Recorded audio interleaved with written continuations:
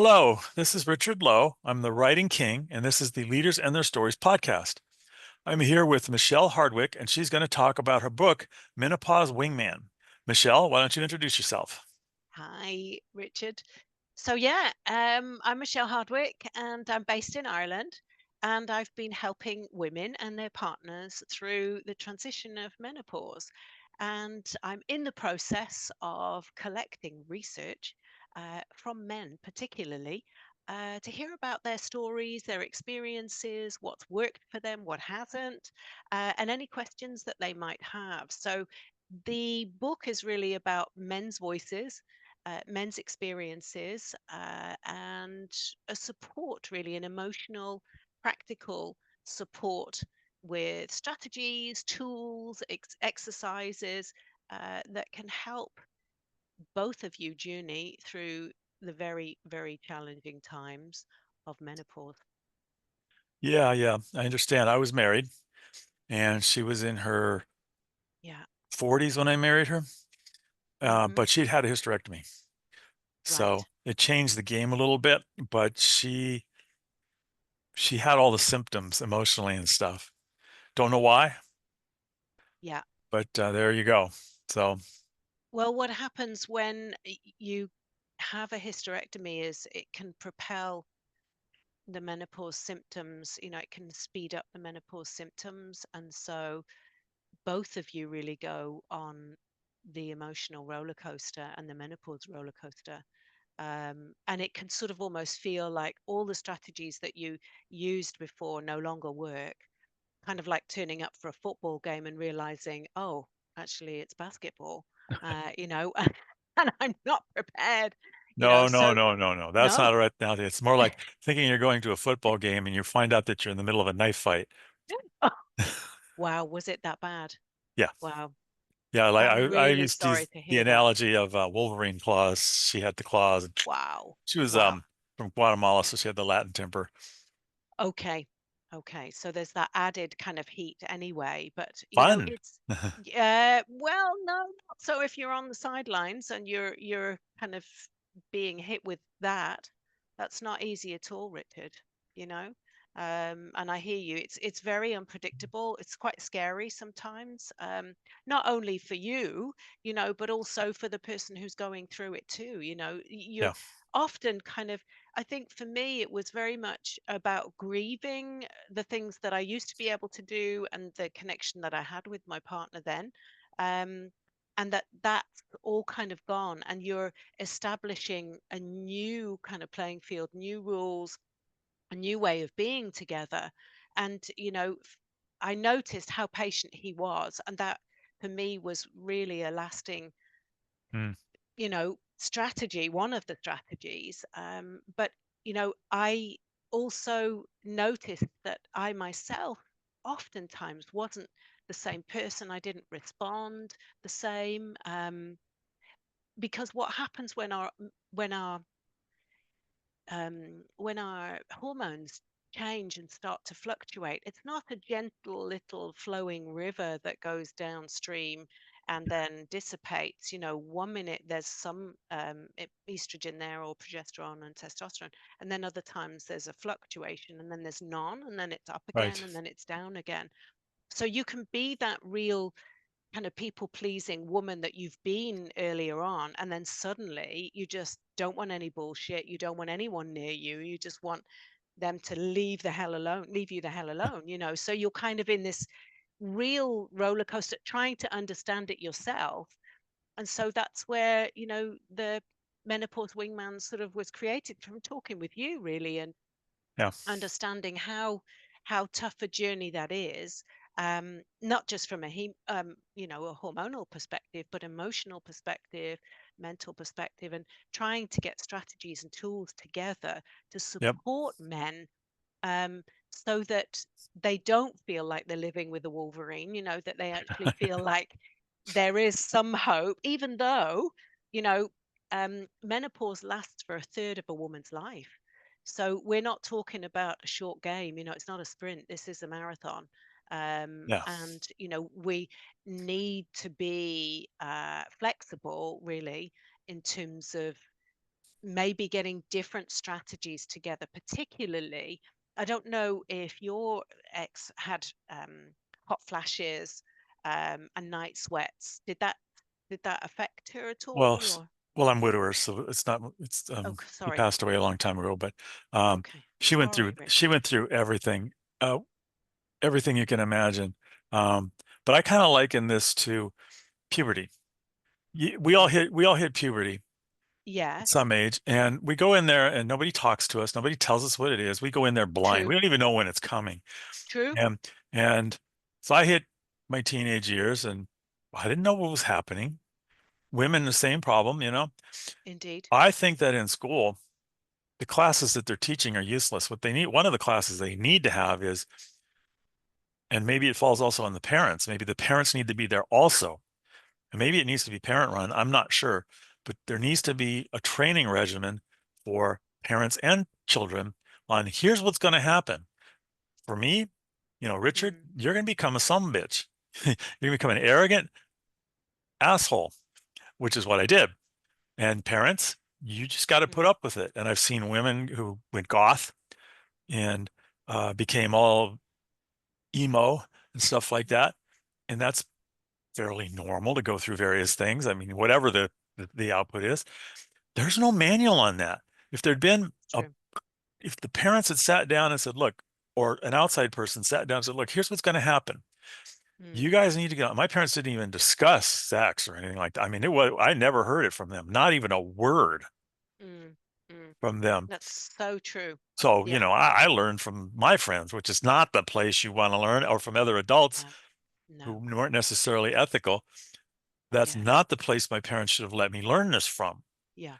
Hindsight is wonderful. Mm, They couldn't talk about it. Even older, I mean, you bring up the word, they're like, oh, sorry, not in front of your mom. yeah, It's like, yeah, this is a normal human thing.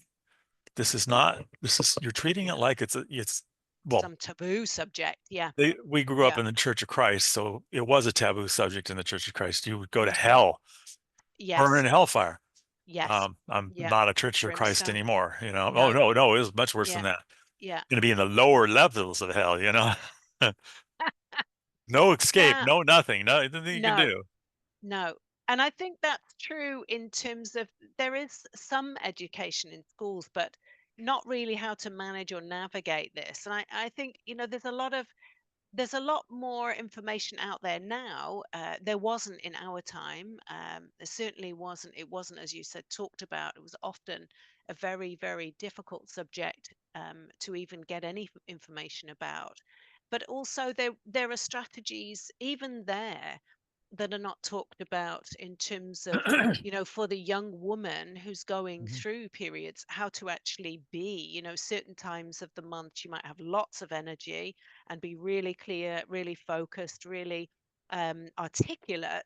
And then there's other times where she just wants to be left alone. There's other times where she feels more kind of sexual than not. And then there's a time when that wanes as well, and then you begin the cycle again. So that's kind of the same cycle that happens right through life until it doesn't, when for a full year there's no bleeding, and then you're starting the perimenopause, and then you go into menopause, and then afterwards the postmenopause.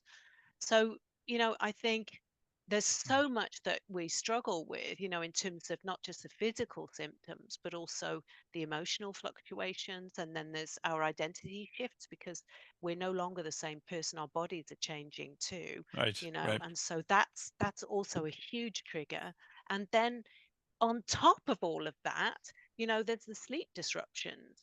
And so you're trying to function through the day with very little sleep. And so you can become a Wolverine because you're just running on empty, Um, if you think about it, it's kind of like if you were in a car and the car's been going really well, and then suddenly you start losing power in the car. So the brain, which would be the driver in this case, is putting more foot on the gas, more acceleration to try and, make that car go faster. And yet what's happening is so the hormones are kind of dissipating, and therefore that's where the flushes and everything come in and the flashes come in, because the brain Hmm. is still Hmm. trying to get things to run properly. Whereby now we're going into a completely different power mode, and it's a slower pace or a different pace. Hmm. So, our brain is still thinking we can do all of this stuff, but we actually can't. So, you know, we're going through it not knowing what's going on. And then men are also going through it confused, Well, helpless, maybe frustrated. well, what we do is we walk into it blind because it's not something that a woman Exactly. wears a sign on her chest saying, "I'm in menopause now," or whatever Yeah. phase she's in. And Yeah. so we walk into it thinking that things are normal or relatively normal, especially at the beginning when we're just getting started. And Indeed. then the stuff just happens Yeah. and it's cyclical. And it's like, what the hell's going on? And Yeah. because of the way society's structured and things, it's not something that men feel comfortable sitting down with their spouse No. or girlfriend or whatever and asking, so what's going on? And she's not going to Indeed. tell you either. No. She may not even No. know, you know. She might not know, she might be embarrassed, Um, she might feel uncomfortable, but I think that's what I talk about as well in the book, is about kind of she may having slice this. your throat open. Yeah, well, possibly, but maybe not. If but it is, there's some strategies in the book as well about how to discuss that, in terms of, to say, almost like a weather check, how are you today? How are things today? How are you feeling? Is it kind of a sunny with rain clouds kind of day, so you're feeling a bit upset, or Yeah, is it like yeah. a really really cloudy day, so we're feeling really down and we might need a bit of a hug. And that also is kind of about developing a strategy too, in terms of where we're communicating together. And I think, Yeah. with any good team, it really is, the basis is communication, so that you're starting a different form of communication, Well, you know she was had a Latin temper and a Latin communication style, which was, and maybe it's true with all women, is or many women. I mean, I don't want to generalize, but she was very covert in her communication. So Okay. if I said what's wrong, nothing, I'm fine, and Yeah. that rarely meant Yeah. she was fine. And No. we men were True. like, okay, you're fine, Yeah. and we No. walk away. Situation Yeah. handled. You're fine, Yeah. but No. it's not No. fine. And if No. she would simply say, I'm not fine, leave me alone. Okay. Or I'm not fine. Yeah. Here's what's going on. Or Yeah. get the hell away from me would be Yeah. fine. Yeah. Yeah. Yeah. The Or I'm worst not thing of fine all and I is need a saying, hug, the you worst know? thing of all is saying, I'm doing well or fine, which is the way Yeah. we interpret it. I'm doing well. Yeah. We're, we're done. We're done with the communication now. We're done. We men and women are like, hey, wait. I said I Yeah. was fine. That means I'm not Yeah. fine. Yeah. Yeah. What do we Yeah. do? You know? Yeah. And I think that's where, possibly starting, you know, to be able to adapt for both of you, because there may be times where she doesn't really want to talk about it. And Which is fine, so to yeah, speak. and I know, well, yeah, it is. But, I know for myself, there were certain things that I had to get my head around first, and I had to kind of process it first, to then be able to talk about it. Some things I felt embarrassed about, um, and therefore I needed to feel quite grounded with that first Mhm. before I even brought it to John, my husband now. I mean, we've journeyed through the menopause together, and we got married last year, so that's kind of testament to him, really, in terms of understanding as Nice. well. But he also did research. I think that was important, that he was interested and he wanted to find out more and he wanted to support me as best he could. And I think that's where that wingman really comes into his own, where Right. he's starts, and there is much more information than there ever was before, I have to say. And more people are talking about it now, thank goodness, but it's still a subject that's a little bit tricky. And I've seen on some of the sites, it's an only women group or an only men menopause group, because women don't feel comfortable with men listening in, or vice versa. And yet it is a subject that everybody needs to talk about. And, that's where, even getting to a point where you can start to negotiate certain things, and in the book I talk about celebration anchors where you can actually celebrate something, Right. or then, for example, find out, yes, we really need some time out right now. And some of the techniques that I talk about there, the 7-11 breathing is just so helpful, where you're breathing in for 7 and breathing out for Right. 11. Particularly great when she's having a hot flush or a hot flash, but also when you're in that situation where you feel those emotions rising. And one thing I wasn't aware of was a lot of stuff from childhood that might not have been dealt with, difficulties in childhood, come up again to be looked at. So, on Hmm. top of everything that's happening physically and emotionally and mentally, you've got some of these issues from the past starting to rear their heads, to really are being asked to be looked at. Hmm. Um, and that's where I work one on one with women and men, because it can be really triggering for women when this stuff comes up. How do I deal with that? It's been 50 years and now suddenly it's back in my face. But also how that can affect the partner in the relationship, Hmm. um, and can how challenging that can be emotionally as well, and the support that's needed as well for the partner of the woman who's going through menopause, you know. Yeah, I was used to have this situation where stuff like that would come up. It came up. Hmm. I'm fully aware of that. Things that Yeah. happened to her 40 years before were Yes. coming up. I'm Yes. thinking to myself, okay, I'm not a therapist. Indeed. I'm Yeah. expected to be a therapist here, but that's not what I am. I don't want to deal with this. This is Yeah. something that's 40 years ago. There's not a thing we can do about it. It's gone. You can't go backwards in time and fix it. She doesn't want me to help her fix it. No. She No, she wants, doesn't want you to be her savior and right. fix it. That She was very just needs clear. you to listen. Yeah. And Absolutely. she doesn't actually want me to listen. But sometimes she does, but sometimes she Hmm. doesn't. But she wouldn't say.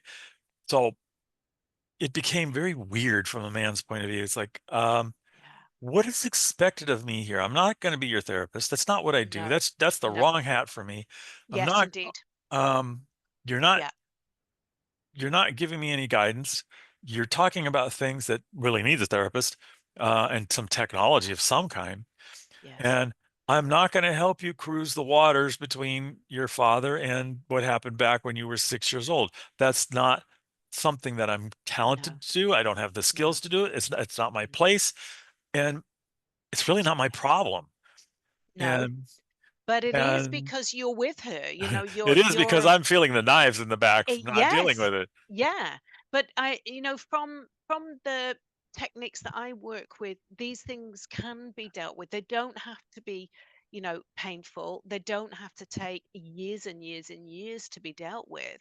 There are I work with a number of different modalities, to be able to support the person to address it, What's the but modality? also so different techniques or therapies that It's I okay. use. That's Yeah, enough. Yeah. yeah. So they are really designed for change. And so when a person has, like you're talking about, knows that maybe it was a situation when they were 6 or something to do with their father, that makes it much easier to be able to hone in on, and to be able to Right. um, look at it now through the eyes of the adult we are now, rather than the 6-year-old child that only has 6 years of experience on the planet, and so would look at it from a point of, it must be my fault, I've done something wrong, not that Well, maybe dad is having a really bad day and has just lashed out at you. well, let me give you So an example from my point of view as a man. I mean, I went through my early years with the father who literally would take out a 2x4 and whack me with it. This wow, was a daily I'm occurrence, or sorry to hit me hear or that. smack me or whatever. Verbal abuse was worst, and the worst abuse of all was the ignoring. Now, Yes. I went through therapy and Yes. all that, so it's not there anymore for me, other than I know it's Hmm. there. Yes. But I didn't talk to her about this stuff. It was not her place. I went to a therapist. Right. Right. That's the right role for it. Hmm. Um, I'm sure some of that backlashed on her a bit because, I'm a human and things happen. Absolutely. And Absolutely. but Absolutely. it's not something that I would have expected her to be dealing with or listening to or anything. But I think that's one of the differences between the male in the society, the male oriented person and the female oriented person is men tend to keep that stuff to themselves as a rule. Of course, there are True. exceptions. Yeah, Women want to talk about their feelings. Men want to talk about their solutions, really. indeed. That's And so true. how do I That's solve so this? I true. go to a therapist. Indeed. That's a man. A Yeah. woman, how do I solve this? I want to talk to my husband or boyfriend, and I want them to understand, and I want their sympathy and help, and blah blah blah. And men don't want to do that. Mm, We don't want to. mm, Now we will, mm. because otherwise we get, you know, hurt. But um, it's not a comfortable place to be. We don't want to be the therapist as a rule. No, no. We But learn to I be. think, yeah, I think women need that closeness and they need to feel understood and they need to be Of course. heard. And so I think that's where there can be challenges. And I think fair play to you, Richard, to actually going to get help and go to therapy. Hmm. Um, because that's such an investment in yourself, but also in the relationship. Well, And we touched on it a lot mm, in the therapy, the relationship, and because I didn't understand what's going on. I mean, there's no book on it. There wasn't at the time, exactly, and no. there probably was. I didn't. That's not where I went. Um, Mm, but it was interesting because then there were the societal things. First of all, the Latin culture from Guatemala.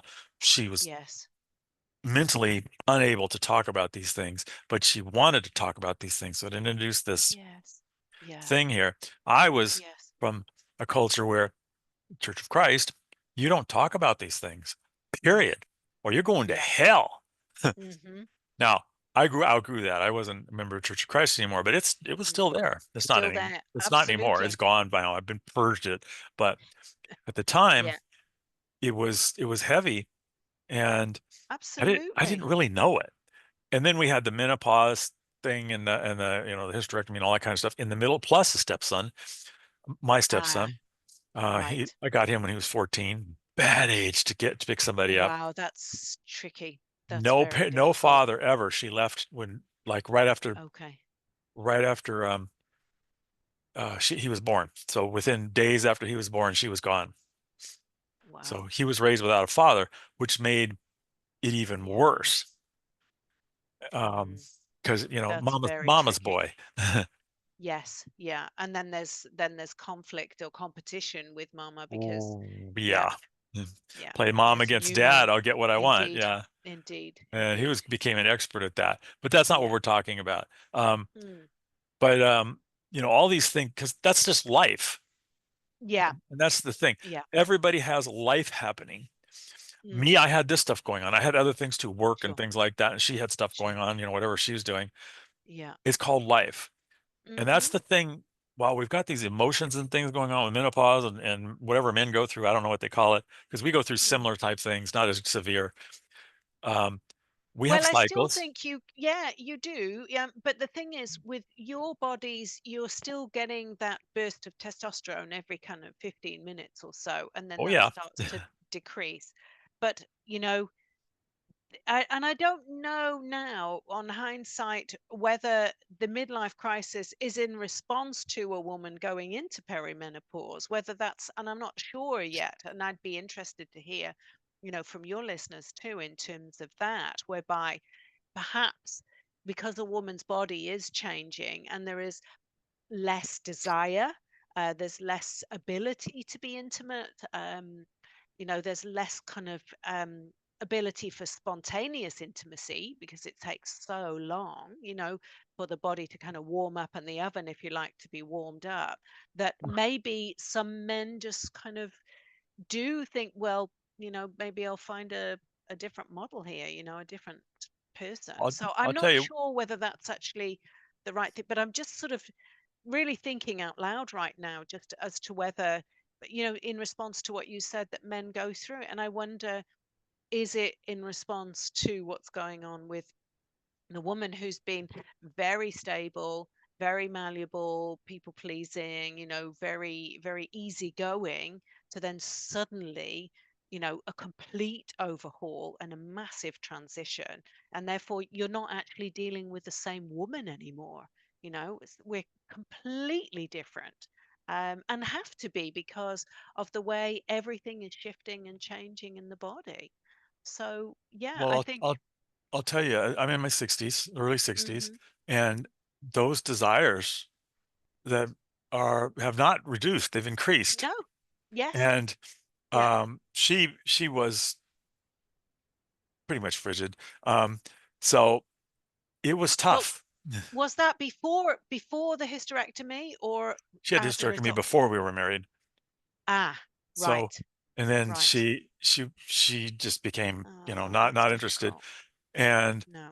here I'm going, my desire is very Yeah, high. And indeed. then now, I mean, it's even gotten higher. I'm just Yes. smarter about controlling it. Yeah. It's like, Yeah. oh, But I this is mean, just an for emotion. I can many deal with women, that.